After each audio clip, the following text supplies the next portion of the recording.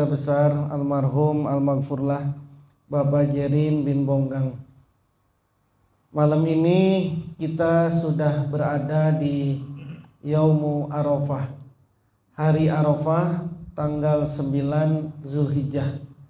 Hari ini malam Arafah, malam tanggal Arafah. Tadi adalah hari Tarwiyah, tanggal 8 Zulhijjah.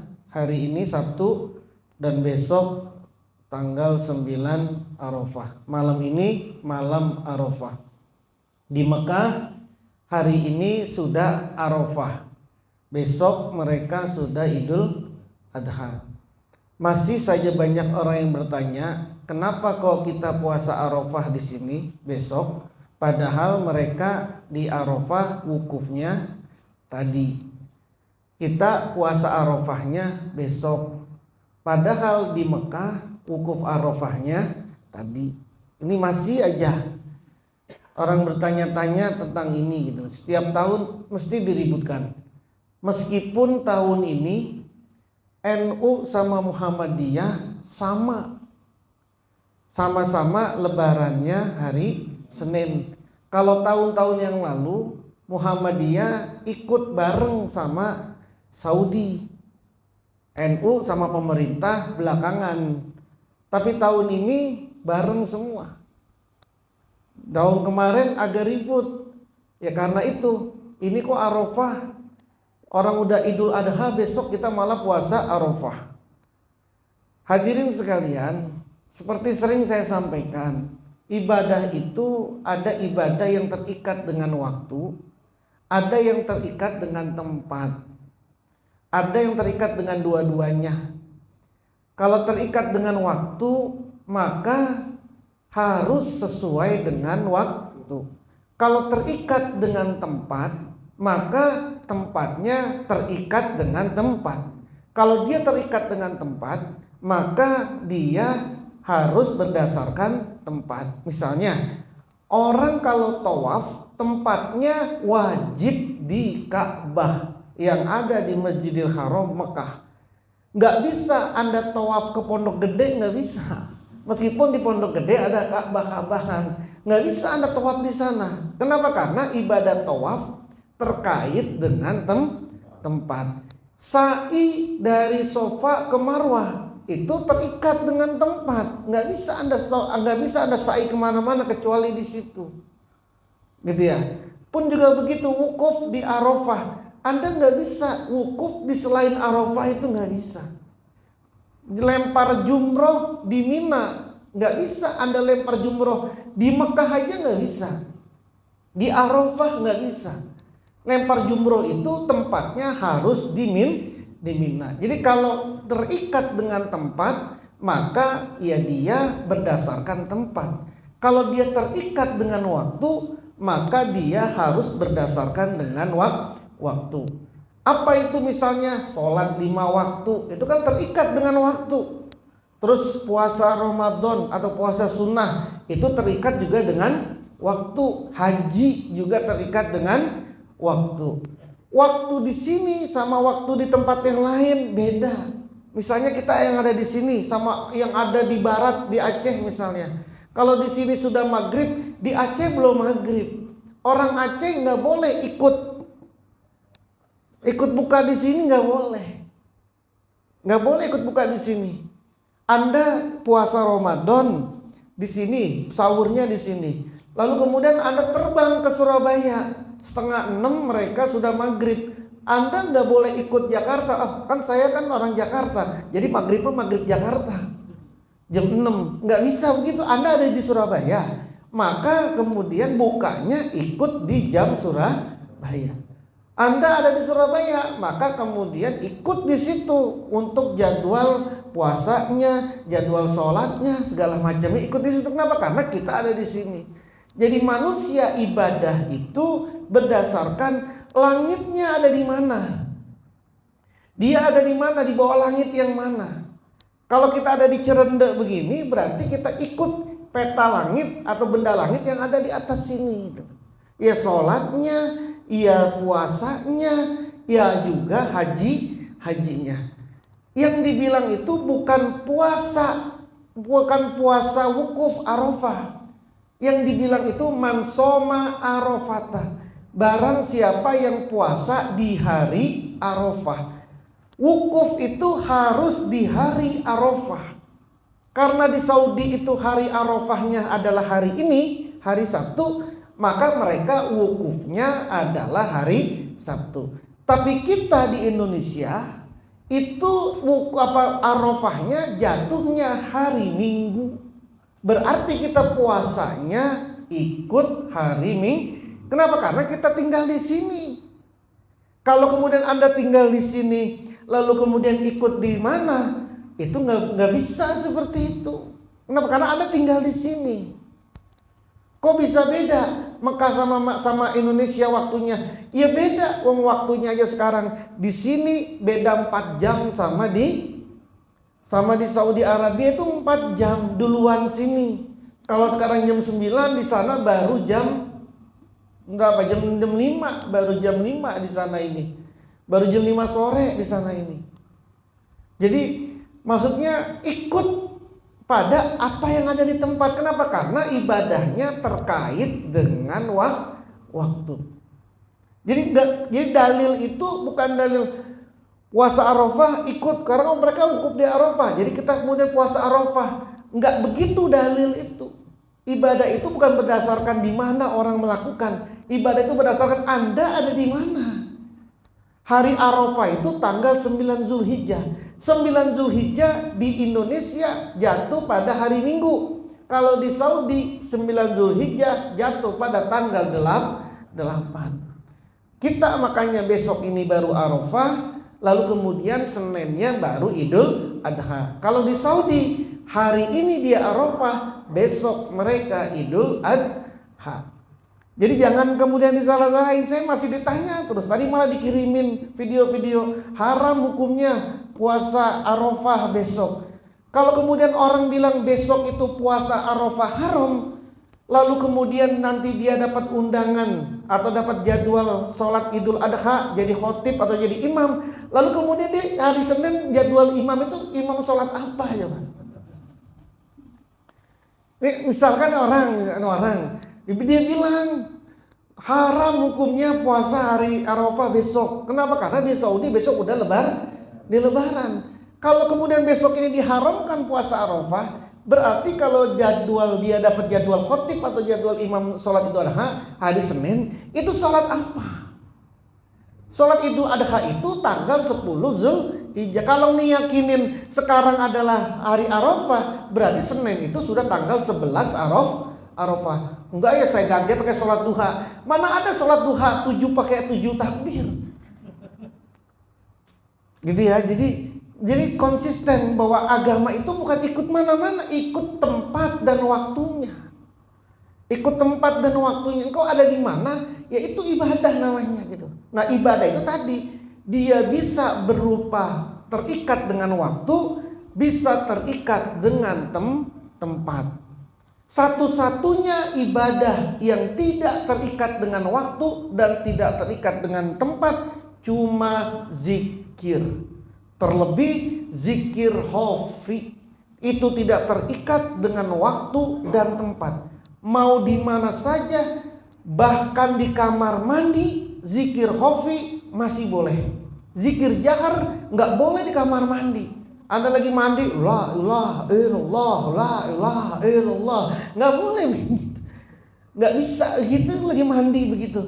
Tapi kalau zikir khafi dimanapun, kapanpun itu boleh. Kenapa? Karena dia tidak terikat dengan waktu dan tempat. Nah, para hadirin sekalian rahimakumullah, maka karena hari ini sudah Arafah, ini malam Arafah nih, karena dalam hitungan Hijriyah malam itu sudah masuk tanggal.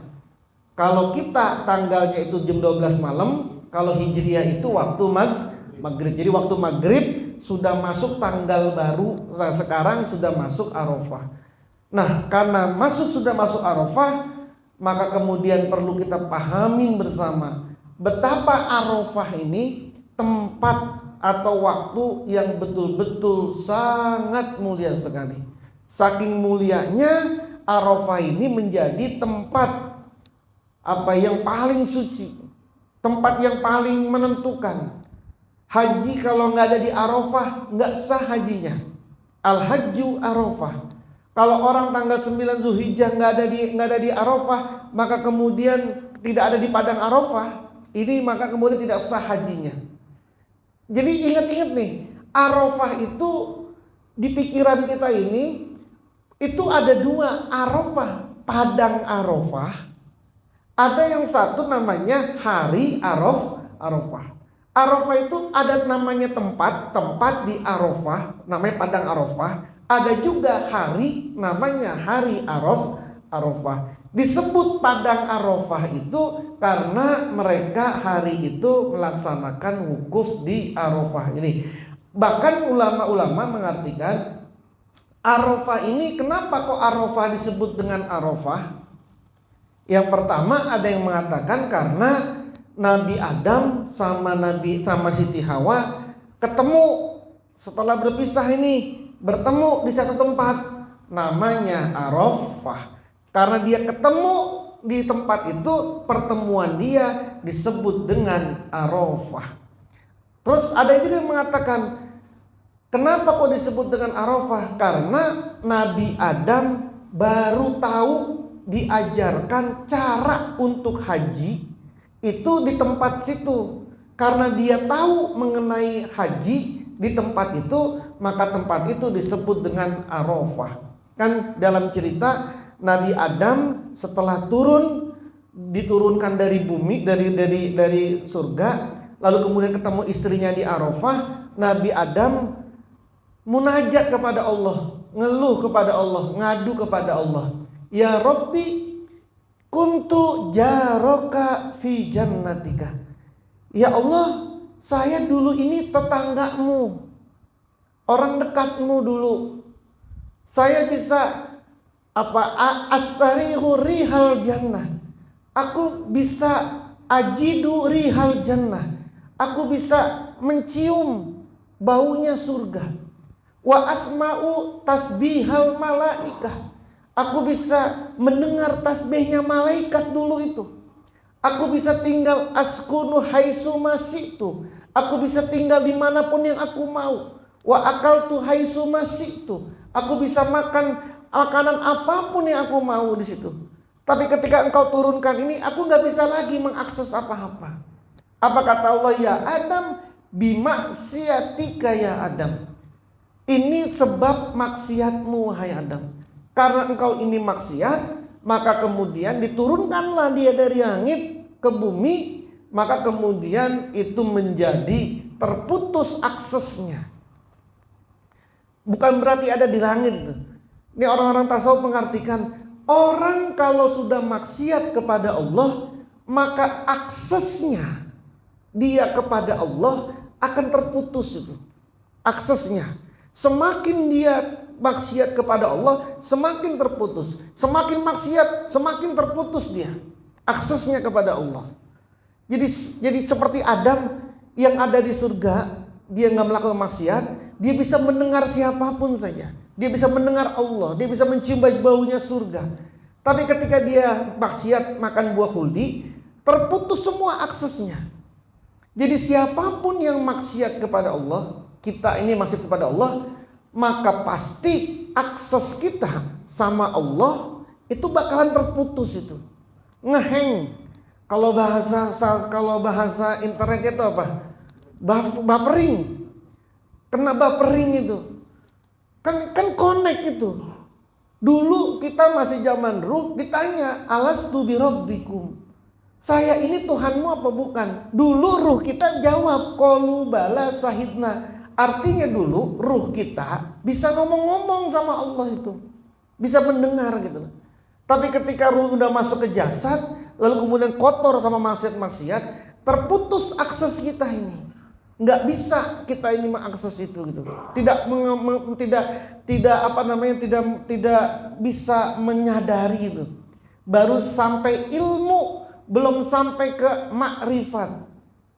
Karena arafah tadi itu, makrifat itu berasal dari arafah.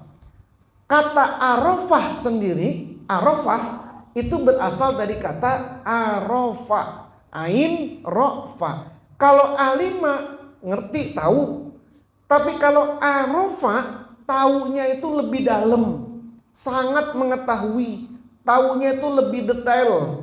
Itu namanya Arafa. Orang yang mengerti lebih detail namanya arif. Makanya arif diartikan sebagai orang yang bijaksana. Kenapa kok orang bijaksana disebut dengan arif? Karena orang kalau sudah ngerti betul, dia akan bijaksana. Kalau dia mengerti betul terhadap agama misalnya, dia mengerti betul terhadap, oh di dalam fikih itu ada mazhab ini, mazhab ini, mazhab ini. Ada yang bilang ini boleh, ada yang bilang ini nggak boleh. Karena dia tahu betul terhadap perbedaan ini, maka kemudian dia bijaksana pasti terkait dengan perbedaan. Kenapa? Karena dia mengerti banget. Orang yang mengerti banget namanya arif, dari kata arafah.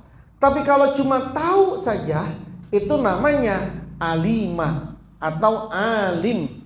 Itu baru tahu aja. Kalau tahu mendetail namanya arif. Orang kalau mengerti tentang sesuatu yang lebih detail namanya ma'rifat. Kalau tahu doang namanya ilmu. Ilmu. Kalau ilmu tahu aja, tahu. Tapi kalau dia tahunya lebih mendetail, lebih mendalam, berarti dia sudah ma'rifat. Nah, kita ini sama Allah alim, tahu kita. Allah Maha mendengar, iya tahu kita. Tapi belum sampai ma'rifat. Belum sampai ngerti betul, mengerti dalam. Apa buktinya? Masih bisa maksiat kita. Kalau nggak ada orang masih bisa maksiat, masih bisa ngelawan kita sama Allah, masih bisa berbuat buruk kita kepada Allah. Meskipun kita tahu Allah itu Maha melihat, tahu Allah Maha melihat, tapi taunya itu baru al ilmu, belum sampai ma'rifat.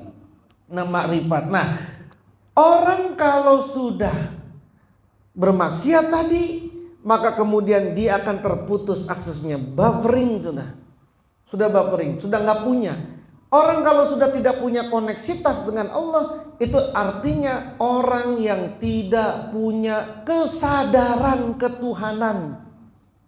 Bahasa gampangnya, orang yang nggak punya kesadaran ketuhanan, ya dianggap gampang aja. Nggak sholat, ya santai saja.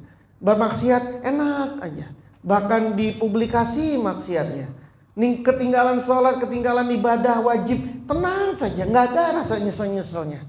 Itu berarti sudah semakin hancur tuh, semakin nggak punya koneksitas dia, nggak punya hubungan dia dengan Tuhannya, dengan Allah. Nah, Nabi Adam itu tadi itu ketika dia diturunkan, dia ngeluh. Lalu kemudian bilang, itu karena maksiatmu wahai Adam. Terus bagaimana? Kata Allah, ibni li baitan, bangunkan aku rumah. Di mana bangun rumahnya? Di sana, di Mekah, yang kemudian dikenal sekarang di Masjidil Haram. Setelah rapi bikin Ka'bah, Nabi Adam diajak balik lagi ke Arafah, disuruh balik lagi. Lalu kemudian kata Jibril, hal araftal ana ya Adam. Udah tahu belum sekarang Adam? Udah tahu. Karena dia tahu tentang proses tawaf seperti apa, sa'i seperti apa, tahu, maka kemudian tempat itu disebut dengan Arafah. Jadi banyak sekali pengertian. Kenapa kau disebut dengan Arafah?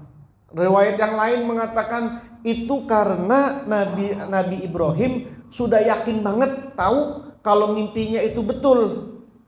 Karena dia tahu, sudah ngerti, sudah paham banget mimpinya itu adalah betul-betul dari Allah, maka hari itu disebut dengan Arafah. Nah, hadirin sekalian, balik ke soal Nabi Adam. Nabi Adam terputus aksesnya, nggak bisa lagi mendengar, nggak bisa lagi mencium surga karena maksiat. Manusia pun juga seperti itu. Semakin dia bermaksiat kepada Allah, semakin dia susah. Ini persis seperti orang kalau handphone ini ada BTS, maka kemudian handphonenya dijauhkan dari BTS itu, atau handphonenya itu dimasukkan ke tempat yang tertutup, apa yang terjadi sama sinyalnya? Kan susah. Tapi semakin dia dekat dengan BTS-nya, maka semakin dia akan kuat sinyalnya. Pun juga begitu. Nabi Adam diturunkan sama Allah. Nabi Adam itu diciptakan sama Allah memang untuk di bumi. Inni ja'ilun fil ardi khalifah. Aku ini membuat khalifah di muka bumi. Namanya Adam. Artinya Nabi Adam memang diciptakan sama Allah bukan buat tinggal di surga, bukan. Tapi memang untuk apa? Tinggalnya untuk di dunia. Di surga sekedar transit saja. Adam pasti turun, pasti tuh. Nabi Adam itu pasti turun ke bumi, sudah pasti. Kenapa? Karena memang Nabi Adam diciptain buat di bumi, bukan buat tinggal di surga. Tapi kemudian yang tidak pasti adalah bagaimana cara turunnya Nabi Adam. Diturunkan apa turunnya dengan baik-baik ataukah diturunkan dengan tidak baik-baik?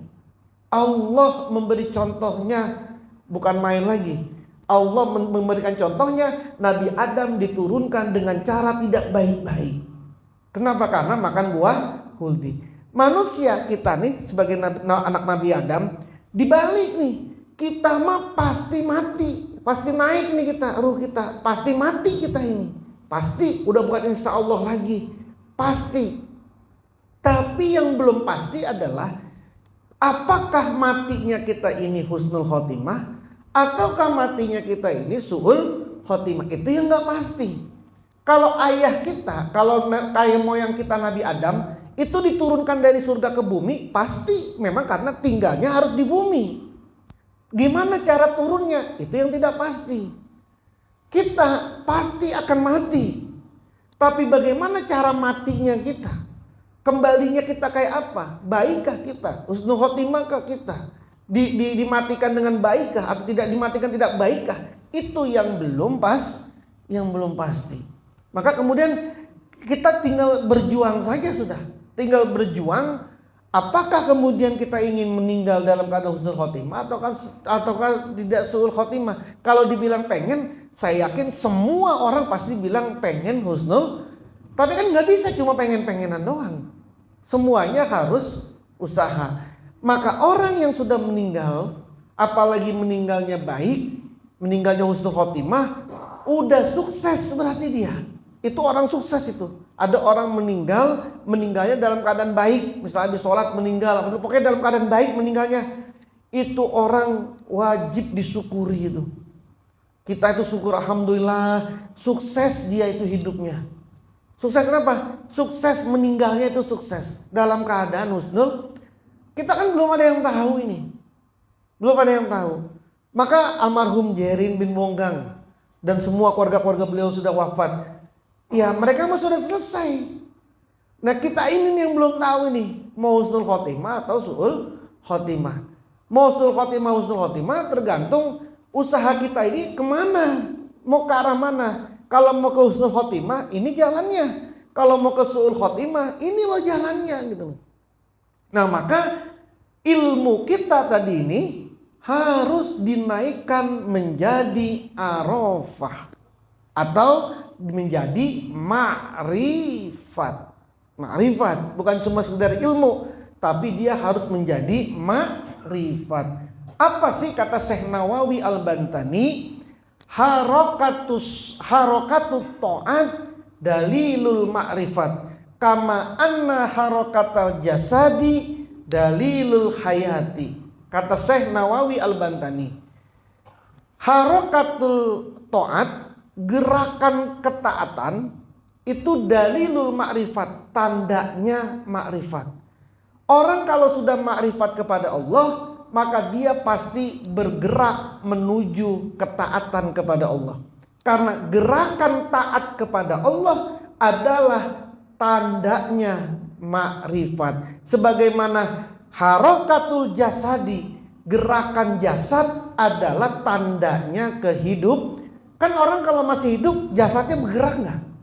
Bergerak. Tanda geraknya jasad ini itu adalah gerakan jasad ini adalah tandanya kehidupan. Tandanya makrifat adalah harokatut to'at, gerakan ketaatan. Selama orang ini harokahnya, gerakannya adalah gerakan ketaatan, maka orang itu sampai ke tingkat ma'rifat. Jangan ditakut-takutin. Oh, ma'rifat, ajaran apaan tuh ma'rifat? Ma'rifat kan tinggi-tinggi banget. Kan udah kacau banget nih omongan pikiran banyak manusia. Oh, ma'rifat, oh ilmu apaan tuh ma'rifat? Cuma ilmu tingkat tinggi. Ya, ma'rifat itu memang harus tinggi. Ma'rifat itu tadi mengenal sesuatu lebih dalam, itu namanya ma'rifat. Kita pengen ma'rifat sekarang atau pengen ma'rifatnya nanti. Kalau di Quran kan banyak dikatakan orang itu baru ma'rifat nanti ketika mati, ini baru ma'rifat. Misalnya begini, Rabbi laula akhortani ila ajarin qarib fa asaddaqa wa akum minas sholihin.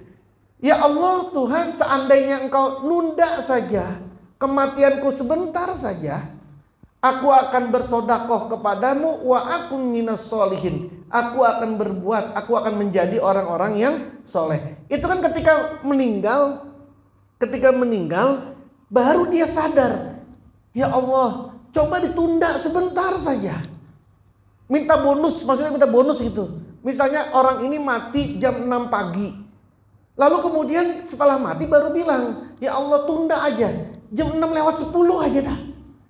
Biar yang 10 menit ini nih saya gunakan untuk bersodakoh dan aku menjadi orang yang soleh. Kenapa dia bisa ngomong kayak begitu? Karena dia sudah mati. Ketika dia sudah mati, dia baru tahu, oh ternyata ini loh, oh ternyata benar loh, oh ternyata ada sisa kubur, oh ternyata ada kok ini yang sisa kubur, ada azab kubur, ada nikmat kubur, oh ternyata kok ada malaikat kok. Ketika dia tahu kayak begitu, itu namanya makrifat, sudah tahu dia. Bahkan sudah hakikat, bukan makrifat lagi, dia sudah hakikat, sudah tahu, baru omongan kayak begitu. Kalau dalam surah Yasin kan katakan, qalu ya wailana man ba'asana mimmar qadina hazama wa adar rahmanu wa sadaqal. Itu kan bilang, mereka berkata, ya wailana, celakalah kami, memba'asana, siapa yang membangkitkan kami,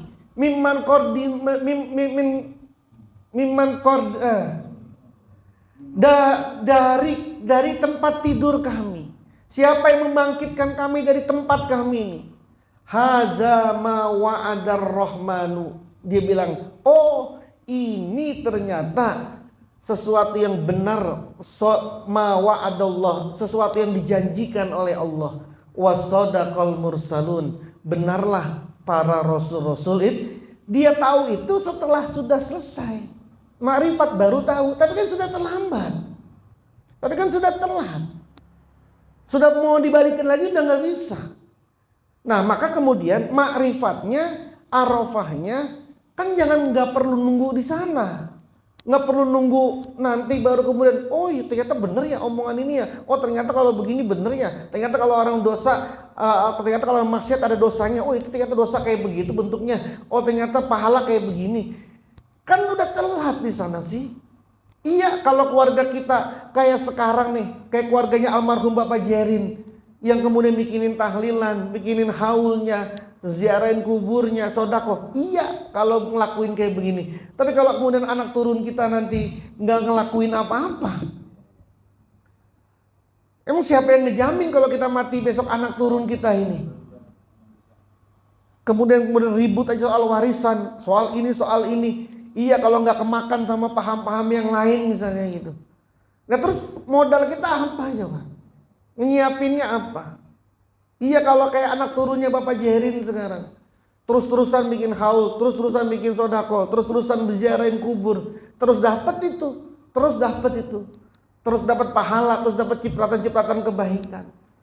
Maka apa yang kita lakukan pada saat ini itu pasti menjadikan kebahagiaan, kebaikan untuk Bapak Jerin Ming Bonggang. Pasti itu.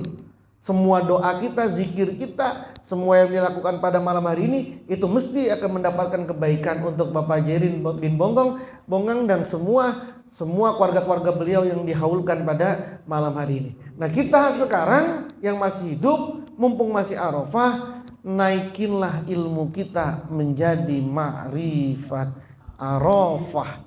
Bukan sekedar alim kita, tapi juga sampai kepada arif, orang yang mengerti betul segala sesuatunya. Kalau sudah mengerti ma'rifat tadi, harokatut ta'at, kita terus bergerak menuju kepada ketaatan. Pengen yang baik-baik saja, udah gak suka yang buruk-buruk, udah gak mau melakukan yang buruk, mau ngapain saja demi ketaatan. Kerja karena taat kepada Allah, bisnis karena taat kepada Allah, dagang karena taat kepada Allah, sholat karena taat kepada Allah, zikir karena taat kepada Allah. Semuanya kita lakukan karena taat kita kepada Allah, dan itu adalah dalilnya makrifat. Allah mudah-mudahan memberikan kekuatan lahiriah batinnya kita semua, amin. Al-Fatihah. A'udzubillahi minasyaitonirrajim. Bismillahirrahmanirrahim. Alhamdulillahirabbil alamin arrahmanirrahim maliki yaumiddin iyyaka na'budu wa iyyaka nasta'in ihdinas siratal mustaqim siratal ladzina an'amta 'alaihim ghairil maghdubi 'alaihim waladdallin amin. Wa'fu 'anna ya karim waghfir lana ya rahim. Allahumma shalli ala sayyidina Muhammad wa ala ali sayyidina Muhammad. Allahumma biaqil Fatihah bisratil wa bi karamatil Fatihah wa bi jabaratil Fatihah anta nawwira qulubana wa antasra sudurana wa antasyira umurana wa antaqdi hawaijana wa tu'afira balaik wa antaghfirana wa li walidina wa li jami'il muslimina wa muslimat wal mu'minina wal mu'minat khususan ila ruh Jairin bin Bonggang. Allahumma anzil rahmah wal maghfirah alaina wa li jami' ahlil kubur minal muslimina wal muslimat wal mu'minina wal mu'minat wal muhsinina wal muhsinat khususan ila ruhi Jairin bin Bonggang. Abiya irfa' lahumud darajat wa dhaif lahumul hasanat wa kafir anhumus sayiat wa adhimul jannata ma'al ladzina an'amta 'alaihim ghairil maghdubi 'alaihim waladdallin amin. Rabbana ighfir lana wa liwalidina warhamhum kama rabbawna shighara. Rabbana atina fid dunya hasanah wa fil akhirati hasanatan wa qina azabannar. Wa sallallahu ala sayyidina Muhammadin nabil ummi wa ala alihi wa sahbihi wa baraka wa sallam. Wa akhiru da'wana anil hamdulillah Rabbil alamin. Allah